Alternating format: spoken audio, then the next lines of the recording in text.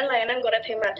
Nah, teman-teman di sini pasti sudah tahu dan juga sudah menerima pesan aplikasi ini, karena memang pesan ini sudah kita sampaikan kepada teman-teman semuanya dan sudah kita informasikan juga nggak cuma lewat Kopdar, tetapi juga lewat WA Blast kepada teman-teman semuanya. Barangkali di sini ada teman-teman yang menerima WA Blast tersebut, bahwasanya mulai 22 April itu layanan Goret Hemat itu sudah kita hadirkan kembali, dan yang mau kita sampaikan adalah di layanan Goret Hemat ini untuk poin pendapatan itu sama dengan layanan Goret reguler. Ya, pendapatan di sini baik itu pendapatan minimum maupun pendapatan per kilometer.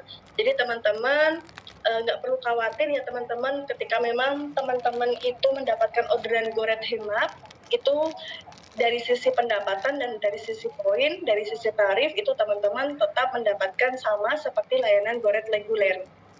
Nah, harapannya dengan adanya layanan Goret Hemat ini, kenapa sekarang kita samakan untuk dari sisi poin dan pendapatan, karena memang sejak awal itu sama, dan kenapa kok kita hadirkan kembali, karena kita ingin supaya customer kita itu memiliki pilihan layanan dalam menggunakan aplikasi Gojek.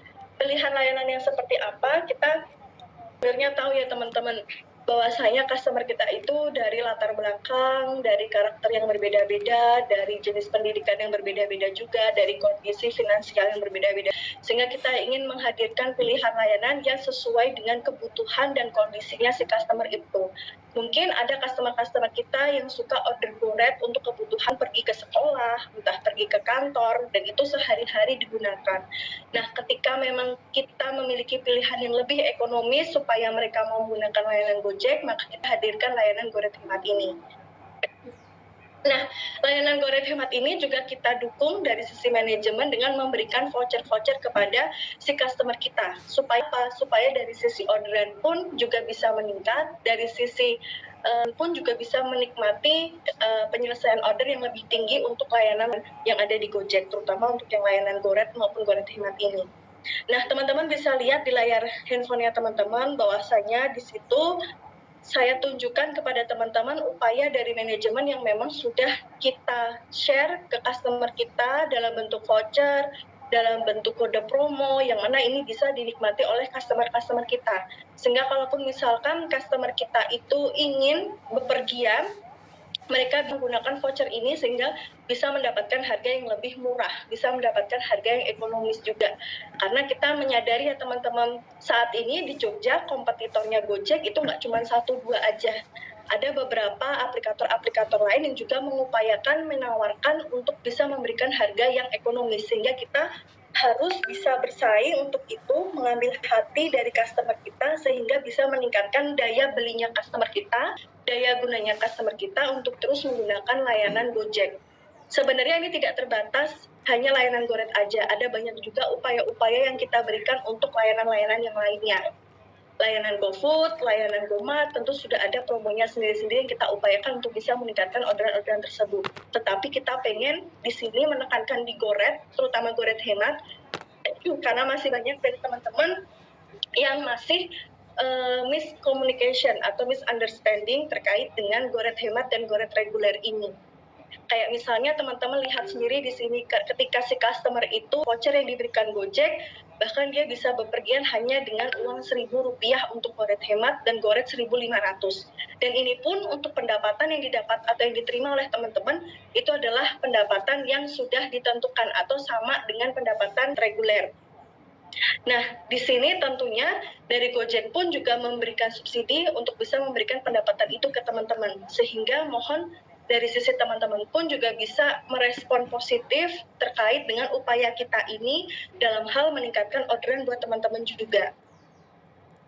Nah, di sini saya juga nunjukin ya teman-teman bahwasanya dari sisi pendapatan ini ada beberapa sampel yang saya ambil dari teman-teman mitra juga, bahwasanya untuk pendapatan Goret Hemat dan Goret reguler itu sama teman-teman, baik itu pendapatan minimum maupun pendapatan per kilometer.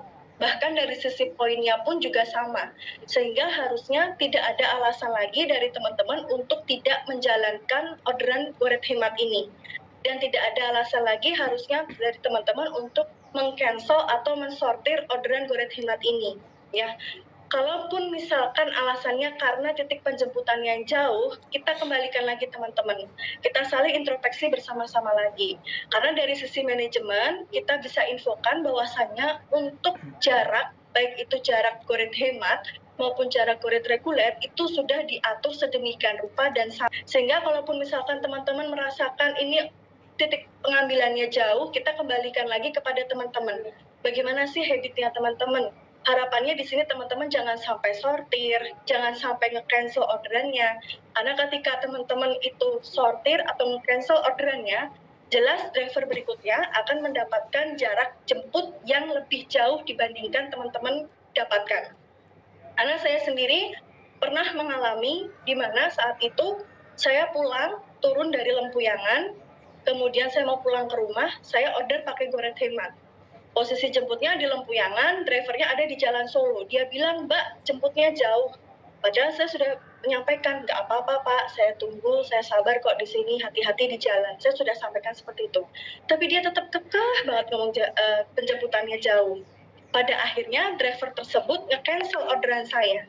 Dan driver berikutnya akan mendapatkan jarak yang lebih jauh. Setelah saya di-cancel itu, saya dapat driver posisinya di stasiun Tugu. Kasihan kan kalau misal kondisi yang driver kedua seperti ini. Tetapi alhamdulillahnya driver yang kedua ini beliaunya baik sekali. Dia bilang, Kak mohon ditunggu ya Kak, saya ini lokasinya di sini. Kondisinya macet, saya difotokan. Saya jawab, tidak apa-apa Pak, saya tunggu, hati-hati di jalan. Ada saya nunggu sekitar 15 menitan dan itu tidak di-cancel sama beliau, driver yang saya dapatkan yang kedua. Dan saya sangat mengapresiasi beliau sekali. Karena beliau mau menjalankan amanah yang diberikan. Beliau mau menjalankan orderan yang diberikan untuk bisa diselesaikan dengan baik. Beliau mau menerima rezeki yang diberikan Tuhan, yang dititipkan Tuhan lewat orderan Goret Hemat saya. Hal-hal seperti ini yang harapannya juga bisa teman-teman lakukan. Karena ketika misalkan teman-teman dari sisi orderan pilih-pilih, dari sisi cancel, teman-teman suka nge-cancel trip-trip yang mungkin itu pendek-pendek, atau mungkin dari sisi Goret Hematnya teman-teman pilih untuk tidak diselesaikan, atau mungkin teman-teman sengaja mematikan layanan Goret sehingga Goret Hematnya juga ikutan mati. Hal-hal seperti ini justru yang membuat titik penjemputan itu terlalu jauh. Karena dari sisi ketersediaan driver, tentu itu akan mengurangi driver-driver yang standby untuk bisa menerima orderan khususnya Goret Hemat.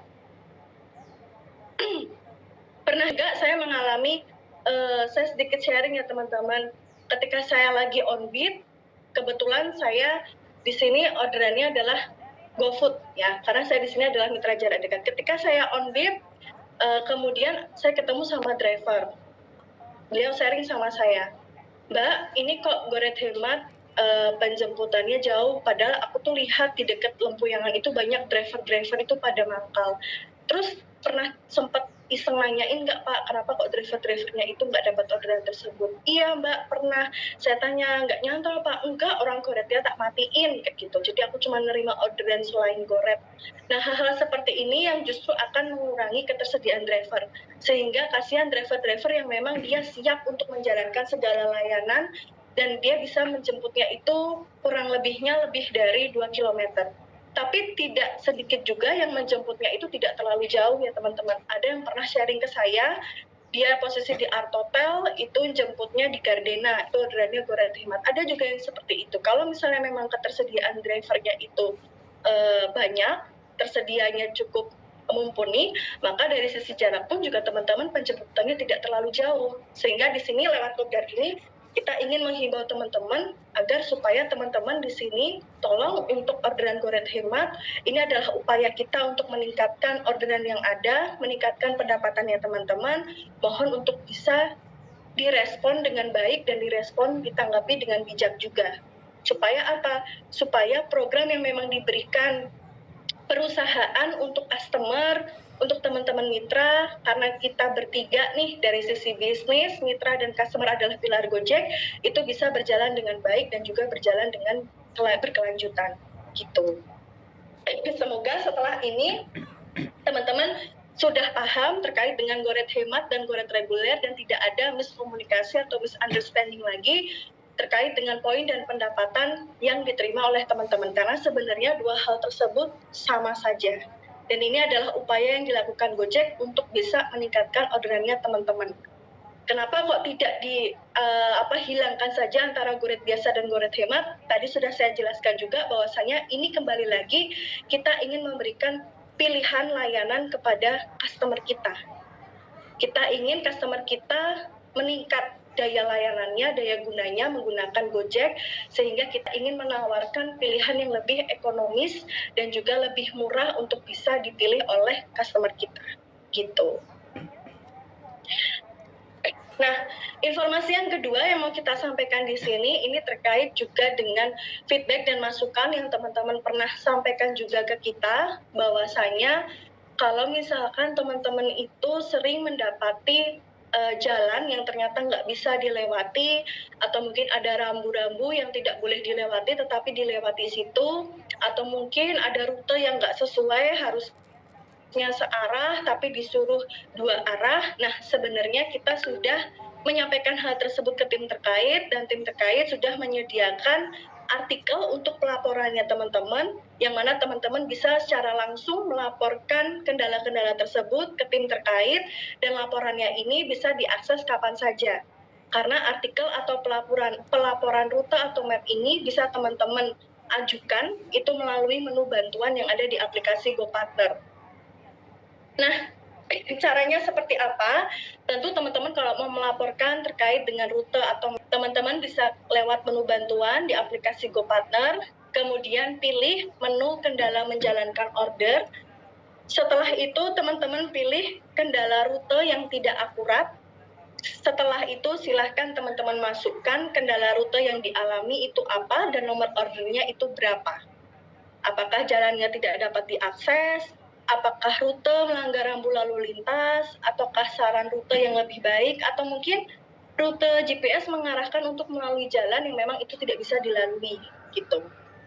Jadi silahkan dilaporkan lewat situ agar pelaporan-pelaporannya teman-teman itu bisa ditindaklanjuti oleh tim terkait. Semakin banyak dari teman-teman yang proaktif untuk melaporkan ini, insya Allah itu akan dinotis oleh tim terkait dan ini bisa diselesaikan oleh tim terkait juga. Nah, ini kalau misalkan teman-teman butuh informasi ini untuk bisa di-share ke teman-temannya, monggo bisa untuk di-screenshot juga dan bisa disebarluaskan supaya lebih banyak lagi mitra-mitra lainnya yang teredukasi terkait dengan pelaporan rute atau maps melalui menu bantuan.